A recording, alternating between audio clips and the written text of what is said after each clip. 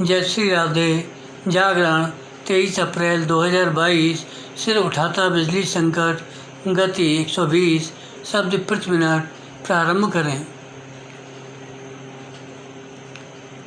बढ़ती गर्मी के बीच देश के कई हिस्सों में बिजली संकट गहराने की खबरें चिंता का कारण हैं।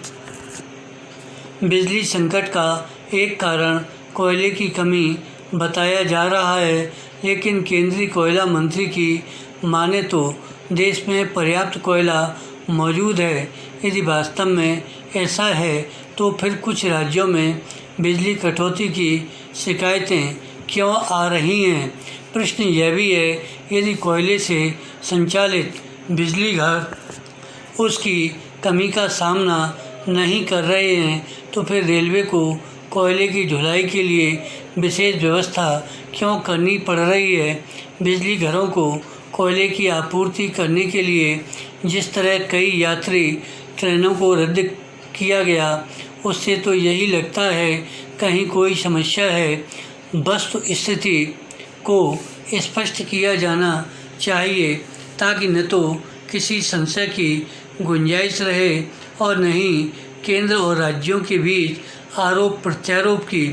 वैसे भी यह समय आरोप प्रत्यारोप का नहीं, केंद्र और राज्यों को मिलकर ऐसी व्यवस्था करने का है जिससे बिजली संकट वैसा रूप न लेने पाए जिसकी आशंका जताई जा रही है। इसकी अनदेखी नहीं की जानी चाहिए कि आने वाले दिनों में बिजली की मांग और बढ़ने के ही आसार हैं। यदि मांग के अनुरूप बिजली की आपूर्ति नहीं हुई तो इसका बुरा असर उद्योग धंधों पर भी पड़ेगा। यह पहली बार नहीं जब कोयले की कमी के कारण बिजली संकट गहराने का शोर मचा हो। कुछ समय पहले भी ऐसा हुआ था। संयोग से तब समय रहते बिजली संकट को गहराने से रोक लिया गया था। तब कोयले की कमी का कारण बारिश में उसका भीग जाना और समय पर उसका आयात न किया जाना था। इस बार यूक्रेन संकट के कारण अंतर्राष्ट्रीय बाजार में कोयले के साथ साथ गैस के दाम भी बढ़ गए हैं। विराम।